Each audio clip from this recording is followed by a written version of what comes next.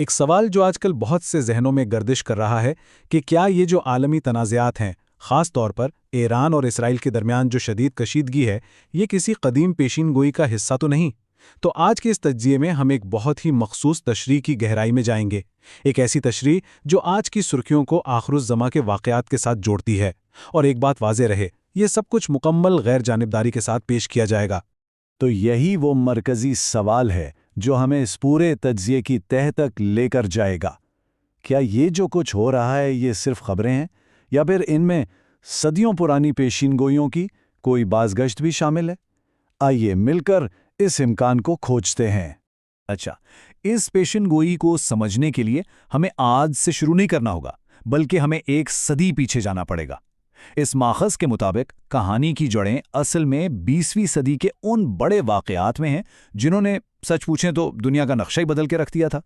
اب ذرا اس time line پر نظر ڈالیں، دیکھیں خلافت عثمانیہ کا خاتمہ یہ صرف ایک سیاسی واقعہ نہیں تھا۔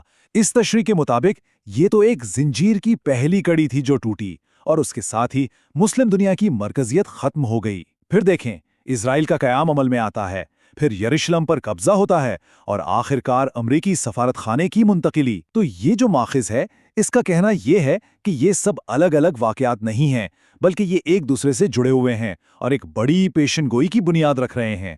تو 20ویں صدی کی اس بنیاد کے بعد اب ہم ان نشانیوں پر نظر ڈالتے ہیں جن کے بارے میں یہ کہا جاتا ہے کہ وہ ہماری آنکھوں کے سامنے، یعنی ہمارے ہی دور میں پوری ہو چکی ہیں۔ یہاں ایک بہت اہم تصور سامنے آتا ہے، عمران بیت المقدس۔ اس کا مطلب صرف یروشلم کی کوئی نئی عمارت بننا نہیں، بلکہ اس کا عالمی سطح پر تنازعات اور سیاست کا مرکز بن جانا ہے۔ ماخوذ یہ دعویٰ کرتا ہے کہ 2018 میں امریکی سفارت خانے کی منتقلی نے اس شہر کو ٹھیک اسی طرح پوری دنیا کی توجہ کا مرکز بنا دیا جیسا کہ پیشین گوئی کی گئی تھی۔ تاریخی واقعات کے علاوہ یہ ماخذ حدیث جبریل سے دو مشہور نشانیوں کا بھی حوالہ دیتا ہے۔ پہلی تو یہ کہ عربوں کا بلند و بالا عمارتوں کی تعمیر میں ایک دوسرے سے مقابلہ کرنا، جسے کئی لوگ خلیجی ممالک کی فلک بوس عمارتوں میں پورا ہوتا دیکھتے ہیں۔ اور دوسری نشانی، لونڈی اپنے آقا کو جنم دے گی، یہ کافی پیچیدہ ہے۔ اس کی بہت ساری تشریحات کی جاتی ہیں۔ کچھ کہتے ہیں کہ اس کا مطلب ہے سماجی اقدار کا بالکل الٹ جانا، یا جیسے بچے والدین پر حاوی ہو جائیں گے، اور کچھ تو اسے سروگیسی جیسی آج کی ٹیکنالوجی سے بھی جوڑتے ہیں۔ تو اس پر کوئی ایک حتمی رائے نہیں ہے، لیکن یہ اس پوری پیشین گوئی کا ایک بہت اہم حصہ سمجھا جاتا ہے۔ تو اب تک ہم نے ماضی اور حال کی نشانیوں پر بات کی، لیکن اب ہم اس ٹائم لائن کے سب سے دھماکہ خیز حصے کی طرف بڑھ رہے ہیں، یعنی ایک ایسی عظیم جنگ کی پیشین گوئی جو کہا جاتا ہے دروازے پر دستک دے رہی ہے۔ محض کا یہ جملہ سچ میں چونکا دینے والا ہے، اور یہ آنے والے واقعات کی ایک خاص ترتیب کو واضح کرتا ہے۔ اس تشریح کے مطابق عرب دنیا پر بڑی تباہی آنے سے پہلے ایک اور ملک ہے جسے تباہی کا سامنا کرنا ہوگا، اور وہ ہے ایران۔ سوال یہ اٹھتا ہے کہ ایران ہی کیوں؟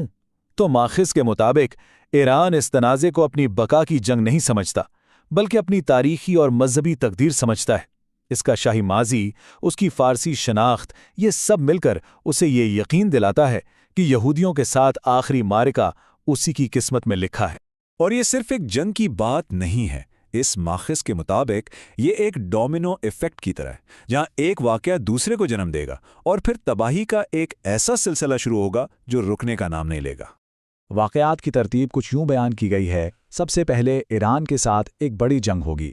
کہا جاتا ہے کہ مسلم دنیا اس جنگ میں ایران کو اکیلا چھوڑ دے گی، جس کی وجہ سے اس کا جو مرکزی علاقہ ہے وہ تباہ ہو جائے گا، اور جیسے ہی ایران کمزور ہوگا، یہودی عرب ممالک پر حملہ آور ہوں گے، اور یہ سلسلہ بڑھتے بڑھتے مدینہ کی سرحدوں تک جا پہنچے گا۔ اور اس تباہی کا نتیجہ نکلے گا خراب یثرب کی صورت میں، یعنی مدینہ کی ویرانی۔ یہ صرف ایک شہر کی تباہی نہیں، بلکہ اسلامی دنیا کے روحانی مرکز کی ویرانی کی علامت ہے۔ یہاں تک کہا گیا ہے کہ مسجد نبوی میں جنگلی جانور گھومیں گے۔ لیکن اس ماخذ کے مطابق اسی گہری تاریکی اور افراتفری کے بیچ سے امید کی ایک کرن نمودار ہوگی۔ اس بحران کے عروج پر پیشین گوئی کا سب سے اہم کردار یعنی مہدی سامنے آئیں گے۔ منظر کچھ یوں بیان کیا جاتا ہے کہ مدینہ کی تباہی سے بھاگ کر مکہ آنے والے ایک شخص کو لوگ پہچان لیں گے۔ وہ خود قیادت قبول نہیں کرنا چاہیں گے، لیکن لوگ انہیں مقام ابراہیم اور حجر اسود کے درمیان زبردستی بیعت کرنے پر مجبور کریں گے، کیونکہ وہ انہیں اس امت کے واحد نجات دہندہ کے طور پر دیکھیں گے۔ اب ایک اہم نقطہ یہ بھی ہے کہ مہدی کی شناخت پر مختلف نظریات موجود ہیں۔ سنی نقطہ نظر کے مطابق وہ امام حسن کی نسل سے ایک رہنما ہوں گے جو امت کو متحد کریں گے، جبکہ شیعہ نقطہ نظر کے مطابق وہ 12ویں امام ہیں جو امام حسین کی نسل سے ہیں اور ایک طویل غیبت کے بعد انصاف قائم کرنے کے لیے ظاہر ہوں گے۔ ماخذ کے مطابق مہدی کی سچائی کی حتمی اور آپ کہہ لیں کہ مافوق الفطری نشانی اس وقت ظاہر ہوگی جب شام سے آنے والا ایک لشکر ان پر حملہ کرنے کی کوشش کرے گا۔ کہا جاتا ہے کہ مکہ کے قریب بیدا کے مقام پر زمین اس پورے لشکر کو نگل لے گی اور یہ وہ واقعہ ہوگا جو ہر قسم کے شک و شبہ کو ختم کر دے گا۔ تو ہم اس تجزیے کا اختتام اسی سوال پر کرتے ہیں، کیا یہ پیشن گوئیاں صرف پرانی کتابوں کی کہانیاں ہیں یا پھر یہ آج کی دنیا میں قوموں اور رہنماؤں کے فیصلوں پر حقیقی طور پر اثر انداز ہو رہی ہیں؟ یہ ایک ایسا سوال ہے جو ہمیں جغرافیائی سیاست کو ایک بالکل نئے زاویے سے دیکھنے پر مجبور کرتا ہے۔